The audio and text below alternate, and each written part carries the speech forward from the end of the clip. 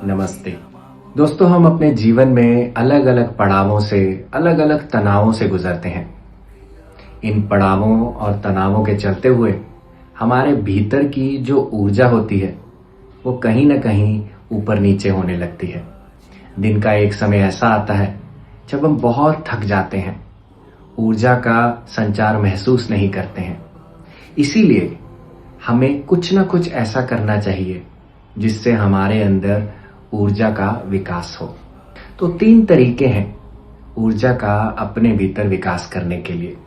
सबसे पहला तरीका, जिसे हम ध्यान का मार्ग कहते हैं, क्योंकि जब हम ध्यान करना सीखते हैं, अपनी प्राकृतिक सांसों के साथ होते हैं, तो हमारे भीतर ऊर्जा बढ़ने लगती है। इसी ऊर्जा को अगर हम ज्यादा बढ़ाना चाहते हैं तो दूसरा मार्ग पकड़ते हैं। जब हम ध्यान समूह के साथ करते हैं, ग्रुप कॉन्शियसनेस के साथ जुड़ते हैं, तो क्या होता है, सबकी ऊर्जा जुड़कर हमारे भीतर जो ऊर्जा का विकास है वो जल्दी करती है। और तीसरा मार्ग, जो सबसे ज्यादा सक्सेसफुल और पावरफुल माना जाता है, वो है जब हम ध्यान लोगों के साथ मिलकर एक शक्ति क्षेत्र में करते हैं।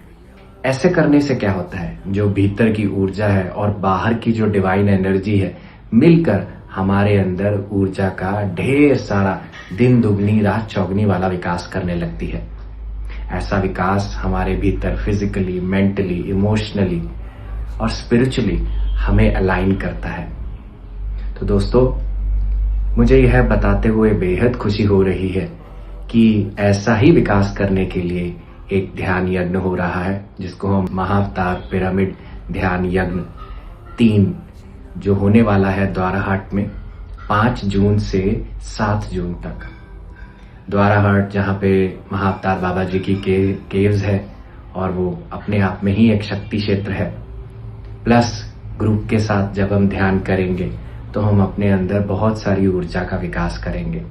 मैं आप सबको आमंत्रित करता हूँ, आप आइए। मैं और शुभांगी, हम दोनों भी आपको वहाँ मिलेंगे।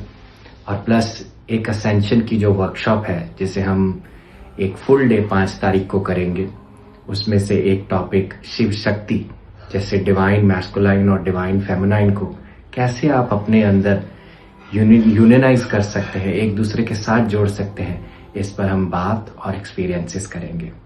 तो आइए, हम सब आपका स्वागत करेंगे। धन्यवाद।